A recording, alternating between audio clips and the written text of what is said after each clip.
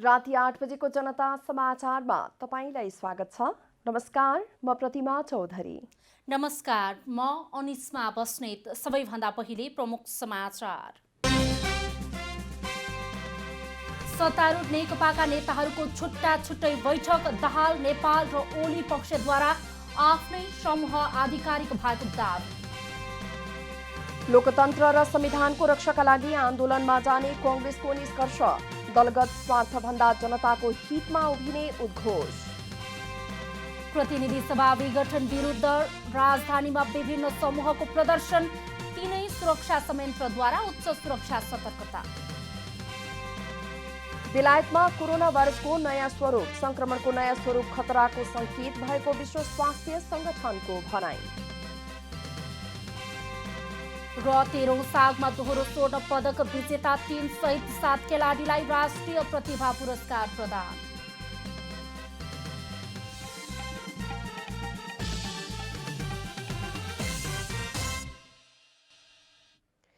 अब पूरा समाचार। सत्तारूढ दल नेपाल कम्युनिस्ट पार्टी नेकपामा अध्यक्षद्वय केपी शर्मा ओली र पुष्पकमल दाहाल बीचको टक्करको कारण विभाजनको अवस्थामा पुगेको छ। पार्टी विभाजनको औपचारिक घोषणा भइसकेको छैन, तर दुवै पक्षले आज केन्द्रीय सदस्यहरूको छुट्टा छुट्टै भेला गरेका छन्। 2 वर्ष अघि तत्कालीन नेकपा एमाले र माओवादी केन्द्र मिलेर बनेको नेकपा अन्ततः विभाजनको अवस्थामा पुगेको छ। नेकपा नेतृत्व विवादको केपी शर्मा ओली र पुष्पकमल दाहाल एवं माधव कुमार नेपाल समूहमा विभाजित हुन लागेको हो। पार्टी विभाजनको औपचारिक घोषणा भइसकेको छैन, तर दुवै पक्षले मङ्गलबार केन्द्रीय सदस्यहरूको छुट्टा छुट्टै भेला गरेका छन्। दुवै पक्षले पार्टी आफ्नो कब्जामा पार्न केन्द्रीय सदस्य तानातान गरिरहेका छन्।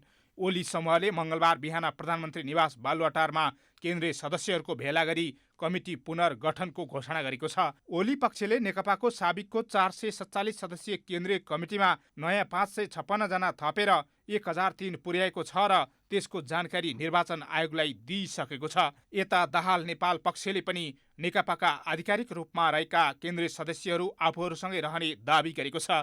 दाहाल नेपाल समूहले त्यसको लागि मङ्गलबार नै बबरमहलमा केन्द्रीय सदस्यहरूको भेला गरेको छ। दाहाल नेपाल पक्षले साबिकको 447 मध्ये 310 केन्द्रीय सदस्य आफ्नो पक्षमा रहेको जनाएको छ। दाहाल नेपाल पक्षले प्रधानमन्त्री ओलीलाई अनुशासनको कारबाही गरी अध्यक्षबाट हटाएको जनाएको छ। ओलीमाथि कारबाहीपछि रिक्त अध्यक्षमा वरिष्ठ नेता माधव कुमार नेपाललाई चयन गरिएको जनाएको छ। नेकपामा यतिखेर पार्टी आफ्नो कब्जामा पार्न केन्द्रीय सदस्यहरूको तानातान छ। केन्द्रीय सदस्यको 60% केन्द्रीय सदस्य भएको पक्षले वैधानिकता पाउने प्रावधान छ। केन्द्रीय सदस्य तानातानपछि कुन समूहले वैधानिकता पाउँछ त्यसको छिनोफानो भने निर्वाचन आयोगले गर्नेछ। राजनीतिक ब्युरो, जनता टेलिभिजन। पूर्व प्रधानमन्त्री माधव कुमार नेपाल सत्तारूढ नेपाल कम्युनिस्ट पार्टी नेकपाको अध्यक्ष बन्नु भएको छ। नेकपाको आज सम्पन्न केन्द्रीय सदस्यहरूको भेलाले नेता नेपाललाई अध्यक्ष चयन गरेको हो। सत्तारूढ नेपाल कम्युनिस्ट पार्टी नेकपामा वरिष्ठ नेताको रूपमा सक्रिय हुँदै आउनुभएका माधव कुमार नेपाल अध्यक्ष बन्नुभएको छ। नेकपाको मङ्गलबार सम्पन्न केन्द्रीय सदस्यहरूको भेलाले पूर्व प्रधानमन्त्री नेपाललाई सर्वसम्मत रूपमा अध्यक्ष चयन गरेको हो।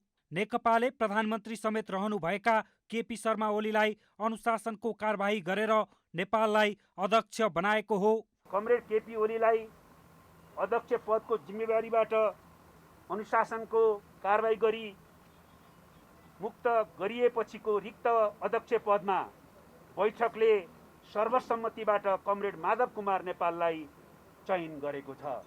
नेकपामा 2 अध्यक्षको व्यवस्था छ। यसअघि प्रधानमन्त्री ओली र पुष्पकमल दाहाल अध्यक्ष रहनु भएको थियो। प्रधानमन्त्री ओलीले पार्टीको निर्णय बिना प्रतिनिधि सभा विघटन गरेपछि नेकपाले अनुशासनको कारबाही गरेको हो। नेकपाले प्रधानमन्त्रीको कार्य र संविधान र पार्टीको नियम विपरीत भएको जनाएको छ। त्यसपछि बैठकले 2077 पुस 5 गते प्रधानमन्त्री केपी ओलीको सिफारिस अनुसार राष्ट्रपतिद्वारा भएको प्रतिनिधि सभाको कथित विघटनको घोषणालाई असंवैधानिक, अलोकतान्त्रिक, निरङ्कुश प्रतिगामी र स्वेच्छाचारी कदम ठहर गर्दै त्यसलाई भर्त्सना र अस्वीकार गर्ने निर्णय गरेको छ। नेकपामा दाहाल नेपाल पक्षले प्रधानमन्त्री ओलीको कार्यप्रति विरोध गर्दै आएको छ। प्रतिनिधि सभा विघटनबाट प्रधानमन्त्री ओलीप्रति आक्रोशित बनेका दाहाल नेपाल पक्षले त्यसबारे गहन छलफल र निर्णय गर्न केन्द्रीय सदस्य भेला बोलाएको हो। भेलामा 447 केन्द्रीय सदस्य मध्ये 315 जनाको सहभागिता रहेको दाहाल नेपाल पक्षले जनाएको छ। दाहाल नेपाल पक्षले आधिकारिक नेकपा आफूहरू भएको समेत दाबी गरेको छ। फुटवादी क्रियाकलापमा का विरुद्ध पार्टी एकताको पक्षमा अपिल गर्दै प्रस्ताव पारित गरेको छ र सबै कमरेडहरूलाई एकीकृत पार्टीको पक्षमा एकताबद्ध भएर अघि बढ्न अपिल पनि गरेको छ। दाहाल नेपाल पक्षले बुधबार संसदीय दलको बैठक बोलाएको छ भने बिहिबार केन्द्रीय सदस्यहरूको अर्को बैठक बोलाएको छ। क्यामेरामा जेपी श्रेष्ठ र कुमार मानन्धरका साथ अभिषेक सापकोटा, काठमाडौँ। नेपाल कम्युनिस्ट पार्टी नेकपा केपी शर्मा ओली पक्षले 1179 जनाको महाधिवेशन आयोजक कमिटी घोषणा गरेको छ। ओली पक्षले केन्द्रीय कमिटी पुनर्गठनसँगै पार्टीको महाधिवेशन अर्को साल मङ्सिर 2 गते गर्ने निर्णय समेत गरेको छ। नेपाल कम्युनिस्ट पार्टी नेकपा केपी शर्मा ओली पक्षले मंगलबार प्रधानमन्त्री निवास बालुवाटारमा केन्द्रीय सदस्यहरूको कमिटी पुनर्गठन गरेको हो। ओली पक्षले नेकपाको साबिकको 447 सदस्यीय केन्द्रीय कमिटीमा नयाँ 556 जना थपेर संख्या 1003 पुर्याएको छ। थपिएका केन्द्रीय सदस्यलाई प्रधानमन्त्री समेत रहनुभएका ओलीले मंगलबार नै शपथ ग्रहण गराउनु भएको छ। प्रधानमन्त्री ओलीले महाधिवेशन आयोजकमा 196 जना थपिने पनि जानकारी गराउनुभयो। हामीले एउटा वास्तवमै सशक्त आन्दोलन निर्माण गर्नु, त्यो आन्दोलन निर्माण गर्न, सञ्चालन गर्न, त्यसलाई ठिक ढङ्गले अगाडि बढाउनका लागि हामीसँग एउटा सशक्त पार्टी छ। त्यो सशक्त पार्टी एकताबद्ध हुनुपर्दछ। ओली पक्षले पार्टीको विधान संशोधन गर्ने र आउँदो वैशाख 17 र 27 गते हुने मध्यावधि चुनावमा होमिने समेत निर्णय गरेको छ। ओली पक्षले प्रवक्ताको जिम्मेवारी स्थायी समिति सदस्य प्रदीप ग्यावालीलाई सुम्पेको छ। प्रवक्ताको जिम्मेवारी पाउनुभएका परराष्ट्र मन्त्री समेत रहनुभएका ग्यावालीले महासचिवको आह्वानमा बसेको नेकपाको बैठकको निर्णय नै वैधानिक हुने बताउनुभयो। पार्टीको अध्यक्ष, महासचिव, माइनोट बिना पनि बैठक बस्छ र बैठक त बस्दैन, त्यो बैठक हुँदैन। त्यो अब उहाँहरू कमरेडहरू आफ्नो लाइक माइन्डेड साथीहरू बस्नु होला, त्यो बैठक हुँदैन। त्यो बैठकको निर्णयको कुनै वैधानिकता हुने कुरा पनि भएन। किनभने बैठक बस्नु त अध्यक्ष चाहियो, महासचिव चाहियो, माइनोट चाहियो, सूचना जारी गर्नु पर्यो महासचिवले। हाम्रो पार्टीको मौजुदा विधानले त्यही भन्छ। पार्टीको मौजुदा विधानले महासचिवले बैठकको सूचना र एजेन्डा तय गर्ने भन्छ। ओली पक्षले आफूहरू नै आधिकारिक नेकपा भएको दाबी गरेको छ। तर निर्णयलाई निर्वाचन आयोगले वैधानिकताको प्रश्न उठाउने ठाउँ प्रशस्त देखिएको छ। 2075 जेठ 3 मा तत्कालीन नेकपा एमाले र माओवादी केन्द्रले जस्तै केन्द्रीय सदस्य मनोनयन गरेका कारण निर्वाचन आयोगले साथ दिने विश्वास ओली समूहको छ। निर्वाचन आयोगले ओली पक्षको निर्णयलाई मान्यता दियो भने दल विभाजनमा ओलीलाई सहज हुने देखिन्छ। हाल 447 सदस्य रहेको केन्द्रीय कमिटीमा ओली पक्षको जम्मा 140 सदस्य मात्रै रहँदा दल विभाजनमा ओली समूहलाई अप्ठ्यारो भएको थियो। दल विभाजन गर्न 40% केन्द्रीय सदस्य रहनुपर्ने प्रावधान छ, तर ओलीको पक्षमा 32% मात्रै केन्द्रीय सदस्य छन्। क्यामेरामा साजन थापाका साथ ऋषि खतिवडा, काठमाडौँ। प्रधानमन्त्री केपी शर्मा ओलीले गरेको प्रतिनिधि सभा विघटनको निर्णय खारेज गर्न माग गर्दै सत्तारूढ नेकपाका सांसदहरूले सर्वोच्च अदालतमा रिट दायर गरेका छन्। नेकपाका प्रमुख सचेतक देवप्रसाद गुरुङको नेतृत्वमा सांसदहरू कृष्ण भक्त पोखरेल, शशि श्रेष्ठ र रामकुमारी झाँक्री लगायतले आज सर्वोच्चमा प्रतिनिधि सभा विघटन गर्ने निर्णय खारेज गर्न माग गर्दै रिट दायर गर्नुभएको हो। रिटमा सरकारको सिफारिसमा राष्ट्रपतिले प्रतिनिधि सभा विघटन गर्दा आफूहरू 5 वर्षसम्म नागरिकको प्रतिनिधित्व गर्न पाउने हकबाट वञ्चित भएको उल्लेख गरेका छन्। प्रतिनिधि सभा विघटन गर्ने निर्णय उत्प्रेषणको आदेशबाट बदर गर्न पनि रिटमा माग गरिएको छ। रिटमा प्रतिनिधि सभा विघटन सम्बन्धी सम्पूर्ण काम कारवाही संविधानको धारा 133 को उपधारा 2 र 3 बमोजिम उत्प्रेषणको आदेशबाट बदर गर्न माग गरिएको हो। सांसद रामकुमारी झाँक्रीले रिटमा राष्ट्रपति विद्यादेवी भण्डारी, प्रधानमन्त्री केपी शर्मा ओलीलाई विपक्षी बनाइएको बताउनु भएको छ।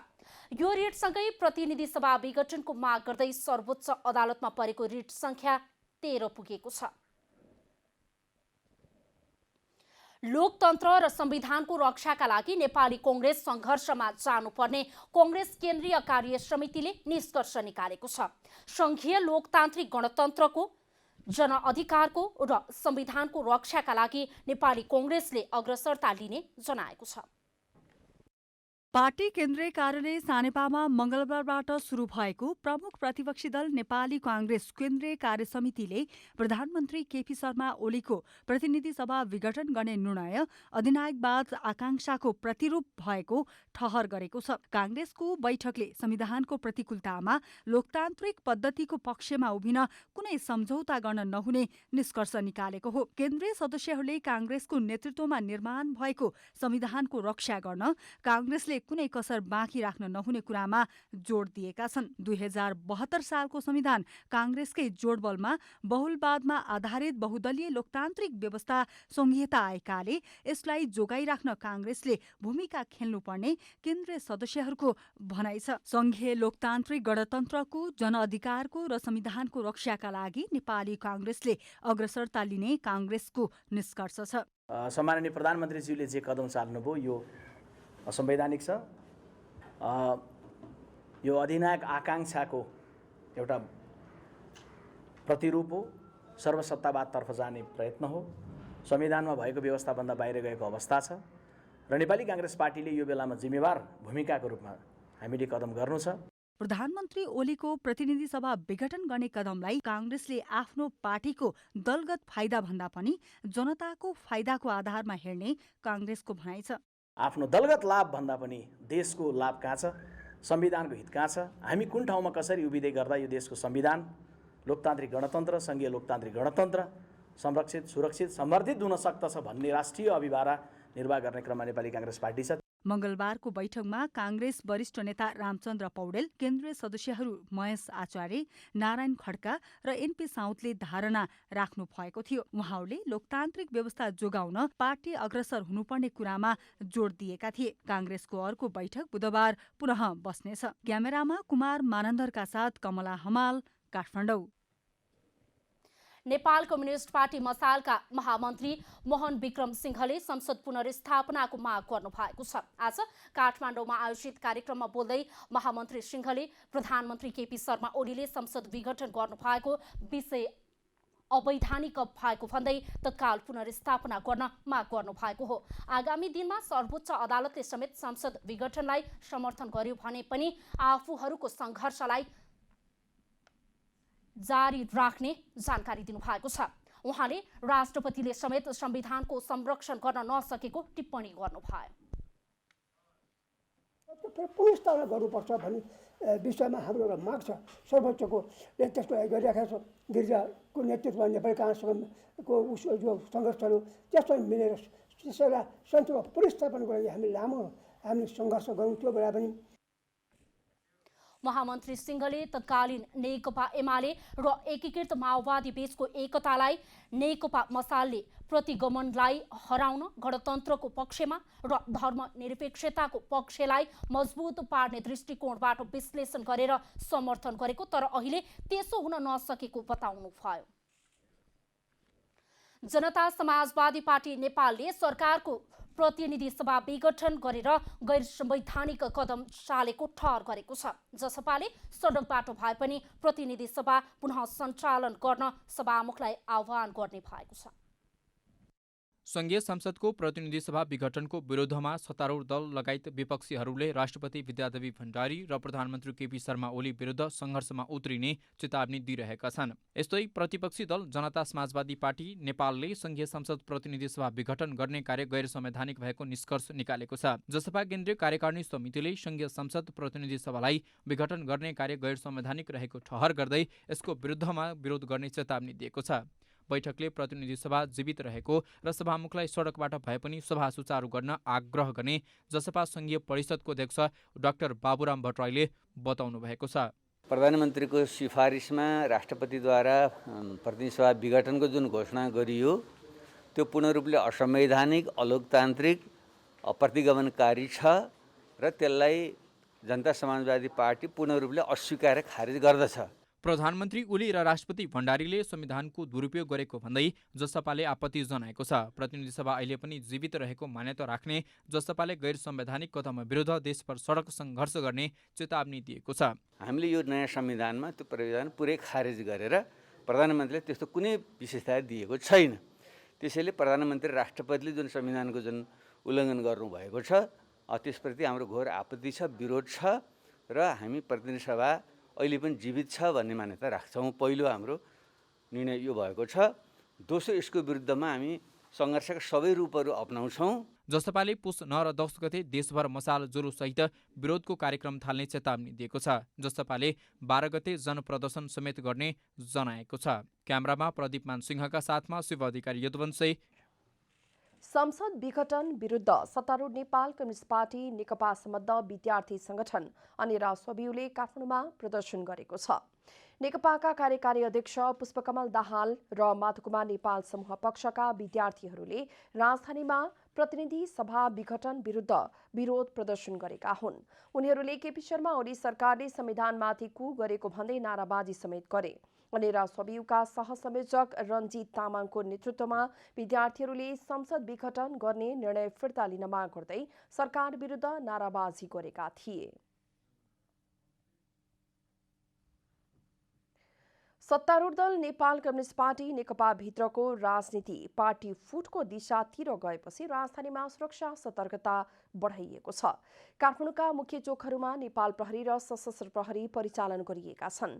वर्दी सहितका प्रहरीसहित सादा पोसाकका प्रहरीलाई पनि उत्तिकै संख्यामा खटाइएको छ। नेकपा भित्रको 2 खेमाको समानान्तर बैठक बोलाइएका स्थानहरूमा समेत बाक्लो संख्यामा प्रहरी खटाइएको हो। प्रधानमन्त्री केपी शर्मा ओलीको पछिल्लो कदमको विरोधमा भूमिगत राजनीति गरिरहेको नेपाल कम्युनिस्ट पार्टी माओवादीको विप्लव समूहले समेत विरोध गरेपछि सरकारले सुरक्षा व्यवस्था कडा पारेको हो। विभिन्न राजनीतिक दलले गर्ने विरोध प्रदर्शनमा विप्लव समूहको घुसपैठ समेत हुन थालेपछि सुरक्षा निकायले निगरानी बढाइएको छ। काठमाडौँको रत्न पार्क वरिपरिको क्षेत्र, माइतीघर मण्डला, नयाँ बानेश्वर, तीनकुने क्षेत्र, त्रिपुरेश्वर, सुन्धारा, लैनचौर, प्रदर्शनी मार्ग लगायतका क्षेत्रमा सुरक्षा निकायको बाक्लो उपस्थिति छ। सरकारले संसद विघटन गर्दै आगामी वैशाख 17 र 27 गते गरी 2 चरणमा प्रतिनिधि सभा निर्वाचनको मिति तय गरेको छ। तर नेकपाकै दाहाल नेपाल समूह, नेपाली कांग्रेस र जसपा संसद पुनर्स्थापनाको पक्षमा छन्। निर्वाचन आयोग भने सरकारद्वारा तय गरिएको मितिमै निर्वाचनको तयारीमा जुटेको छ। संसद विघटनसँगै 2078 साल वैशाख 17 र 27 गते मध्यावधि निर्वाचनको मिति सार्वजनिक भइसकेको छ। निर्वाचनको मिति सहितको पत्र निर्वाचन आयोगमा पुगिसकेको छ। सरकारको पत्र प्राप्त भएसँगै निर्वाचन आयोगले जिल्लामा सञ्चालन भइरहेको मतदाता अद्यावधि गर्ने कार्यलाई पुस 6 गतेबाट बन्द गरेको छ र आफू मातहतका 77 वटै जिल्लाका निर्वाचन कार्यालयहरूलाई निर्वाचन कार्यक्रममा लाग्न परिपत्र पनि गरेको निर्वाचन आयोगले जनाएको छ। निर्वाचन आयोगलाई निर्वाचन घोषणा गरेको सन्दर्भको पत्र प्राप्त भएको छ। त्यो पत्र प्राप्त भएपछि निर्वाचन आयोगले हिजोका दिनदेखि अथवा यो पुसको 6 गतेदेखि 77 जिल्ला निर्वाचन कार्यालयबाट भइरहेको मतदाता नामावलीको सङ्कलन कार्य चाहिँ हिजोबाट रोकेर निर्वाचनको तयारीका कामहरूमा लागिसकेको अवस्था छ। तर सरकारलाई निर्वाचन प्रयोजनका लागि मात्रै स्रोतको व्यवस्थापन गरेर पुग्ने छैन। निर्वाचनको मिति सार्वजनिक भए पनि निर्वाचन 2 चरणमै गर्ने वा एकै चरणमा भन्ने विषय अहिले पनि छलफलमा रहेको बताइएको छ। निर्वाचनको निम्ति कम्तीमा 120 दिन आवश्यक पर्ने र उक्त समय निर्वाचन सम्पन्न गर्नको लागि पर्याप्त रहेको आयोगको भनाइ छ। निर्वाचन सम्पन्न गर्न लाग्ने सामान्यतया समय 120 दिनको अवधि आयोगलाई हुनुपर्छ। र त्यो समय अवधि अहिले हामीलाई छ र तोकेको मितिमा निर्वाचन सम्पन्न गर्न आयोग सक्षम छ। गएको निर्वाचनमा स्थानीय तहको चुनाव खर्च बाहेक प्रतिनिधि सभा र प्रदेश सभाको निर्वाचनमा 7 अर्ब 75 करोड 95 लाख 41 हजार खर्च भएको थियो। आगामी निर्वाचनमा कति खर्च लाग्छ आयोगसँग स्पष्ट तथ्याङ्क छैन, तर तोकिएकै समयमा निर्वाचन सम्पन्न गर्न फलामको चिउरा चपाउनु सरह हुने विश्लेषण पनि भइरहेको छ। अझ ओलीकै नेतृत्वमा निर्वाचन होला भन्नेमा कमैले मात्र विश्वास गरेका छन्, किनकि सत्तारूढ दल नेकपा भित्रै दाहाल र नेपाल समूह अहिले पनि संसद पुनर्स्थापनाको माग गरिरहेका छन्। उता प्रमुख प्रतिपक्षी दल नेपाली कांग्रेस र जसपा पनि सरकारको विरुद्धमा देखिएका छन्। यस्तो अवस्थामा तोकिएकै मितिमा कसरी निर्वाचन सम्पन्न होला सबैले निकै चासोका साथ हेरिरहेका छन्। क्यामेरामा जेपी श्रेष्ठका साथ आनन्द गुरुङ, काठमाडौँ। पूर्व अर्थमन्त्री डाक्टर युवराज खतिवडा अमेरिकाका लागि नेपाली राजदूतमा नियुक्त हुनुभएको छ।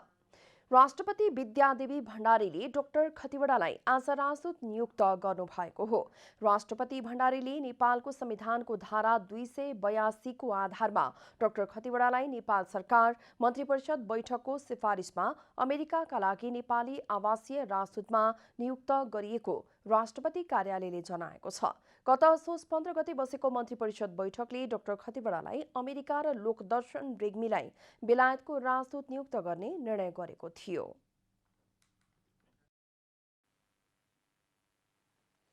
कोरोना भाइरसको संक्रमणबाट थप 3 जनाको मृत्यु भएको छ। स्वास्थ्य तथा जनसङ्ख्या मन्त्रालयका अनुसार कोरोना संक्रमणबाट थप 3 जनाको मृत्यु भएको हो। यो सँगै कोरोनाबाट मृत्यु हुनेको संख्या 1798 पुगेको छ। पछिल्लो 24 घण्टामा 722 जना कोरोना संक्रमित थपिएका छन्। देशभरका प्रयोगशालामा 7000 नमुना परीक्षण भएकोमा 722 जनामा संक्रमण देखिएको हो। यो सहित संक्रमितको संख्या 2,55,236 पुगेको छ। आज 966 जना संक्रमण मुक्त भएका छन्। अहिलेसम्म 2,45,709 जना उपचारपछि निको भइसकेका छन् भने देशभर 7,729 जना उपचाररत रहेका छन्। पछिल्लो विकसित राजनीतिक घटनाक्रमले सरकारको कोरोना खोप ल्याउने योजनामा कुनै असर नगरेको स्वास्थ्य विभागले स्पष्ट पारेको छ। कोरोना भाइरस विरुद्ध खोपको खरिद, व्यवस्थापन र वितरण गर्न 10 अर्ब रुपैयाँ विनियोजन भइसकेको विभागको भनाइ छ। कोरोना भाइरस विरुद्धको खोप ल्याउने सरकारी तयारी भइरहँदा विकसित पछिल्लो राजनीतिक घटनाक्रमले सरकारी अन्योलता बढाएको कुरा निराधार रहेको स्वास्थ्य विभागले स्पष्ट पारेको छ।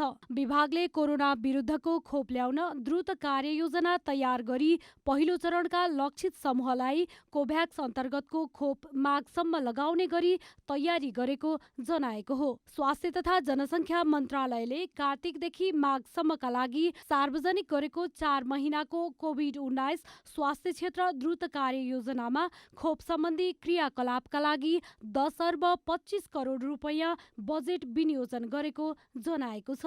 त्यस्तै सहयोगको रूपमा आउने कोभ्याक्स बाहेकको अन्य खोप ल्याउन खोप उत्पादन गरेका मुलुकहरूसँग सरकारले कूटनीतिक नोट पठाएको विभागको भनाइ छ। कोभिड-19 विरुद्धको खोप उत्पादन गरेका सबैजसो मुलुकसँग नेपाल सरकारले कूटनैतिक नोटहरू पठाएको सरकार बीचमा पनि कुरा भएको छ र अरू नेपाल सरकारले खोप उत्पादन गर्दै गरेका कम्पनीहरूसँग पनि छलफल गर्नुपर्छ भन्ने आधारमा पनि छलफल भइरहेछ। विभागका अनुसार खोप आएसँगै कसरी भण्डारण गर्ने, कसलाई कसरी लगाउने भन्ने बारेमा हाल तयारी भइरहेको छ। त्यसका लागि आर्थिक जोहो, खोप भण्डारको लागि भौतिक पूर्वाधारको विकासमा काम भइरहेको छ। यससँगै विश्व स्वास्थ्य संगठनको मापदण्ड अपनाएर कोरोना खोप ल्याउन निजी क्षेत्रलाई समेत अनुमति दिइने भएको छ। -20 डिग्री सेन्टिग्रेडमा भण्डारण गर्नुपर्ने र 2 देखि 8 डिग्री सेन्टिग्रेडमा भण्डारण गर्नुपर्ने खोपहरू अहिले बनिराखेका छन्। नेपालको सन्दर्भमा भन्ने हो भने 2 देखि 8 डिग्री सेन्टिग्रेडमा भण्डारण गर्नुपर्ने खोपहरू हाम्रो लागि सहज हुन्छन्। प्राइभेटहरूलाई पनि निश्चित मापदण्ड, सरकारले तोकेका मापदण्डहरू पुरा गरेर खोप भित्राउन सक्ने अथवा त्यो वातावरण बनाउने भन्ने बारेमा अहिले छलफल चलिराखेको छ। विभागले निमोनिया विरुद्धको ज्येष्ठ नागरिकलाई दिइने भनिएको खोप ल्याउने बारे कुनै योजना नरहेको समेत स्पष्ट पारेको छ। नेपाल सरकारले बेलायतबाट नेपाल प्रवेशमा रोक लगाउने निर्णय गरेको छ। आज अपराह्न बसेको कोरोना नियन्त्रण सम्बन्धी बनेको उच्च स्तरीय निर्देशक समितिको बैठकले बेलायतबाट नेपाल आउने सम्पूर्ण यात्रुहरूलाई प्रवेशमा रोक लगाउने निर्णय गरेको हो। यस्तै निर्देशक समितिले बेलायत बाहेक अन्य देशबाट बेलायतको ट्रान्जिट हुँदै नेपाल आउन समेत रोक लगाएको छ।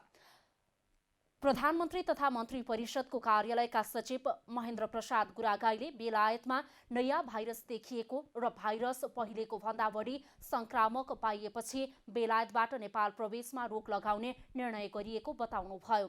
युरोपियन युनियनले बेलायतसँग सिधा उडान र आवतजावत रोकेपछि नेपाल सरकारले पनि नेपाल प्रवेशमा रोक लगाएको उहाँले बताउनुभयो। बैठकले पुस 1 गते यता नेपाल आएकाहरूले अनिवार्य रूपमा 7 दिन क्वारेन्टिन बसी जाँच गरेपछि मात्र घर जान पनि अनुरोध गरेको छ। यस्तै आज नेपाल आउन ट्रान्जिटमा रहनुहुनेले अनिवार्य रूपमा 10 दिन होटल क्वारेन्टिन बसी परीक्षण गरेर मात्र घर जान पनि सरकारले अनुरोध गरेको छ। नेभी संघ र तरुण दललाई पूर्णता दिन माग गर्दै नेपाली कांग्रेसको केन्द्रीय कार्यालय सानेपामा प्रदर्शन भएको छ। कांग्रेस केन्द्रीय समिति बैठक चलिरहँदा नेभी संघ र तरुण दलका नेता कार्यकर्ताले पार्टी नेतृत्वको ध्यानाकर्षण गराउन प्रदर्शन गरेका हुन्। तत्कालीन नेभी संघ सभापति नयनसिंह महरलाई हटाएर कांग्रेसले राजीव ढुङ्गानालाई सभापति बनाएको थियो। उक्त तदर्थ समितिले 6 महिनाभित्र अधिवेशन गरेर नयाँ कार्यसमिति चयन गर्नुपर्ने पार्टीले निर्देशन गरेको थियो। तर कोरोना महामारीको कारण देखाई 6 महिनाभित्र अधिवेशन गर्न नसकेको भन्दै नेभी संघले फेरि दोस्रो पटक 6 महिना म्याद थप गरेको छ। यसको विरोधमा पार्टी कार्यालय सानेपामा नेभी संघका नेताहरूले विरोध प्रदर्शन गरेका छन्। नेभी संघलाई तदर्थवादमा नभई अहिलेको केन्द्रीय समिति भङ्ग गरी विधान अनुसार नयाँ समिति चयन गर्न माग गरेका छन्। कुनै पनि गुट उपगुटबाट ग्रसित पार्टी भएको छ, त्यसले गर्दा गुट उपगुट होइन, पार्टी सभापतिले जुन खालको काम गर्नका लागि अरू गुटले पनि साथ दिनुपर्छ र पार्टी सभापतिले पनि के हो भनेदेखि चुनावी मैदानबाट अनुमोदित र साखर सक्षम व्यक्तित्वको चयन गर्ने परिपाटीलाई अगाडि बढाउनुपर्छ कि यो समितिलाई छिट्टै पूर्णता दिनुपर्छ, नभए यसलाई भङ्ग गरेर नयाँ कार्यसमितिको लागि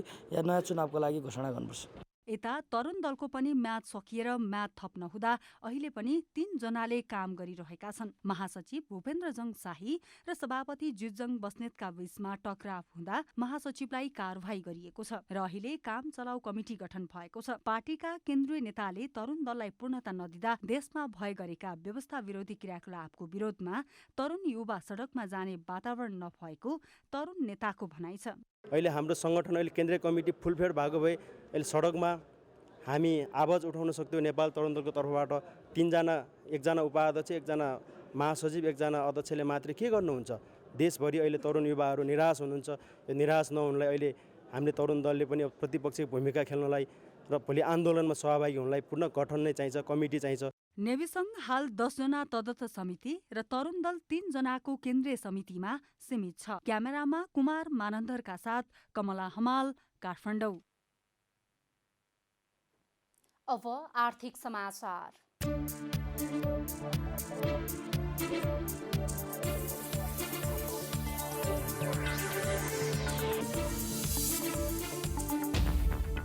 राष्ट्रिय गौरवको आयोजनाको रूपमा रहेको नागढुङ्गा 9 विशेष सुरुङ मार्गको धादिङ तर्फबाट औपचारिक रूपमा खन्ने काम सुरु भएको छ। दैनिक 70 जना कामदार र डोजर परिचालन गरेर टनेलको भित्ता खन्न सुरु गरिएको र काठमाडौँतर्फ अबको 10 दिनभित्र खन्न सुरु गरिने आयोजनामा संलग्न इन्जिनियर श्रीराम नेउपानेले जानकारी दिनुभयो। भित्ता खन्ने काम सकिएपछि विदेशबाट झिकाइएका ठूला ड्रिलिङ मेसिनले टनेलको आकार दिनेछ। मुलुककै पहिलो सुरुङमार्ग नेपाल र जापान सरकारको करिब 22 अर्ब रुपियाँको संयुक्त लगानीमा निर्माण गर्न लागि हो। सुरुङमार्गले थानकोटदेखि धादिङको सिस्ने खोलासम्म जोड्नेछ। चन्द्रगिरी नगरपालिकाको टुटी पाखाबाट धादिङको सिस्ने खोला निस्कने सुरुङमार्गको लम्बाइ 2.7 किलोमिटर हुनेछ। बन्दै गरेको सुरुङमार्गमा 2680 मिटरको 2वटा टनेल रहनेछन्। बीचमा कुनै समस्या आए वा दुर्घटना भए उद्धारका लागि सहायक टनेल प्रयोग गरिने आयोजनाको भनाइ छ। मंगलबार नेपाली बजारमा सुनको मूल्य तोलामा 300 रुपियाँले घटेको छ। बजारमा छापावाला सुन प्रति तोला 94,900 रुपियाँमा कारोबार भएको नेपाल सुनचाँदी व्यवसायी महासंघले जनाएको छ। सोमबार छापावाला सुन प्रति तोला 95,200 रुपियाँ रहेको थियो। मंगलबार तेजाबी सुन प्रति तोला 94,400 रुपियाँमा कारोबार भएको छ। चाँदी पनि तोलामा 5 रुपियाँले घटेर प्रति तोला 1,315 रुपियाँमा कारोबार भएको छ। अन्तर्राष्ट्रिय बजारमा पनि मूल्य घटेर सुन प्रति औँस 1,871 डलर हाराहारीमा कारोबार भइरहेको छ। मंगलबार शेयर बजारमा उछाल आएको छ। बजार 95.46 अङ्कले बढेर 2061.41 अङ्कमा पुगेको छ। बजारमा क वर्गका परिसूचकको मापन गर्ने सेन्सिटिभ इन्डेक्स 15.18 अङ्कले बढेको छ। बजारमा सबै समूहको परिसूचकमा सुधार आएको छ। मंगलबारको बजारमा 205 कम्पनीका 1,27,17,146 किता शेयर 55,721 पटक खरिद बिक्री हुँदा 6 अर्ब 74 करोड रुपियाँ बराबरको कारोबार भएको छ।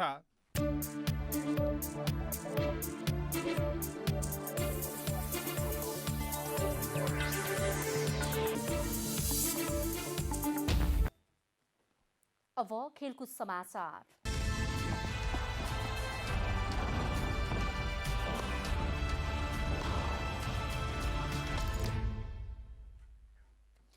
तेह्रौं दक्षिण एसियाली खेलकुद सागमा देशलाई दोहोरो स्वर्ण पदक दिलाएका 3 सहित 7 खेलाडीलाई राष्ट्रिय प्रतिभा पुरस्कार प्रदान गरिएको छ। युवा तथा खेलकुद मन्त्रालयको वार्षिक कार्यक्रम अनुसार आवेदन आएका मध्येबाट यो वर्ष 7 खेलाडीलाई जनही नगद 50,000 रुपैयाँ सहित सम्मानित गरिएको हो। राष्ट्रिय प्रतिभा पुरस्कारबाट सम्मानित हुनेमा तेक्वान्दोकी आयशा साक्य, करातेका मण्डेकाजी श्रेष्ठ, भारोत्तोलनका विकास थापा, गल्फका सुभाष तामाङ, साइक्लिङकी लक्ष्मी मगर, एथलेटिक्सकी सन्तोषी श्रेष्ठ र शारीरिक सुगठनका समीर श्रेष्ठ रहेका छन्। लक्ष्मी, विकास र सन्तोषीले पनि 13औं सागमा स्वर्ण पदक जितेका थिए। त्यस्तै 2 खेल प्रशिक्षक, 2 खेल प्रायोजक तथा खेल सङ्घ निर्णायक र चिकित्सकबाट सम्मान 1 जनालाई पनि मन्त्रालयले सम्मानित गरेको छ। अब मौसम समाचार।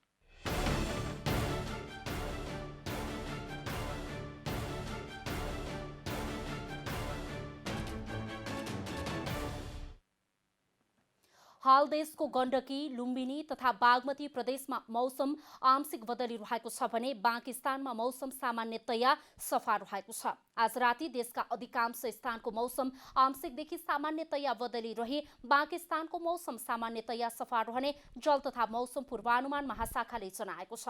अब देशभरका विभिन्न स्थानको मौसम सम्बन्धी थप विवरण।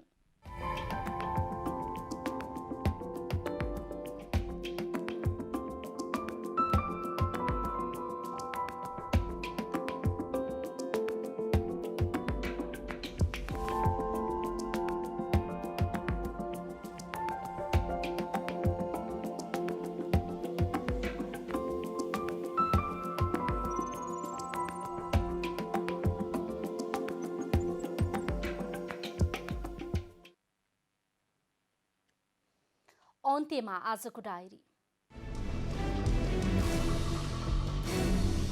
राष्ट्रपति विद्यादेवी भण्डारीले गत आइतबार प्रतिनिधि सभा विघटन गरेपछि सत्तारूढ नेकपामा विवाद बढेको छ। आज पुष्पकमल दाहाल, माधवकुमार नेपाल र केपी शर्मा ओली समूहका केन्द्रीय सदस्यहरूको छुट्टा छुट्टै बैठक बस्यो। ओलीले 1179 जनाको महाधिवेशन आयोजक कमिटी घोषणा गर्नुभयो। यता दाहाल नेपाल समूहले ओलीलाई पार्टी अध्यक्षबाट निष्कासन गरेर माधवकुमार नेपाललाई अध्यक्ष चयन गरेको छ। दाहाल नेपाल समूहको बैठकमा 447 केन्द्रीय सदस्य मध्ये 315 सदस्य उपस्थित थिए।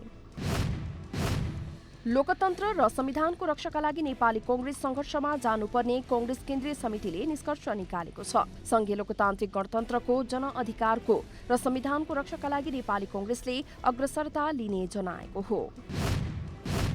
सत्तारूढ दल नेपाल कम्युनिस्ट पार्टी नेकपा भित्रको राजनीति पार्टी फुटको दिशातिर गएपछि राजधानीमा सुरक्षा सतर्कता बढाइएको छ। काठमाडौँका मुख्य चोकहरूमा नेपाल प्रहरी र सशस्त्र प्रहरी परिचालन गरिएका छन्। अमेरिकी संसदले आतंकवादी राष्ट्रको सूचीबाट सुडानलाई मुक्त गर्ने प्रस्तावलाई पारित गरेको छ। प्रस्ताव पारित भएसँगै सुडानले सबै राष्ट्रसँग मैत्रीपूर्ण सम्बन्ध पुनः कायम गर्ने बाटो खुलेको छ। सन् 2001 को सेप्टेम्बरमा अमेरिकी दूतावासहरूमा भएको आक्रमणको दोष अमेरिकाले सुडानमाथि लगाउँदै आएको थियो। 13औं दक्षिण एसियाली खेलकुद सागमा देशलाई दोहोरो स्वर्ण पदक दिलाएका 3 सहित 7 जना खेलाडीलाई राष्ट्रिय प्रतिभा पुरस्कार प्रदान गरिएको छ। युवा तथा खेलकुद मन्त्रालयको वार्षिक कार्यक्रम अनुसार आवेदन आएका मध्येबाट यो वर्ष 7 जना खेलाडीलाई जनही नगद 50,000 रुपैयाँ सहित सम्मानित गरिएको छ।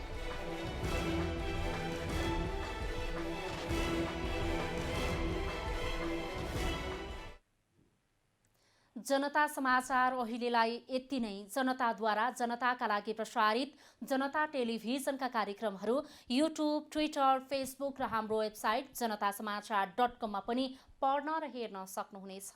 सूचनामा तपाईको सहभागिता, समयमा समाचार हाम्रो प्रतिबद्धता। कोरोना भाइरसको संक्रमणबाट बस्न नियमित रूपमा साबुन पानीले मिचिमिची हात धौँ, भिडभाडबाट टाढै रहौं। नमस्कार।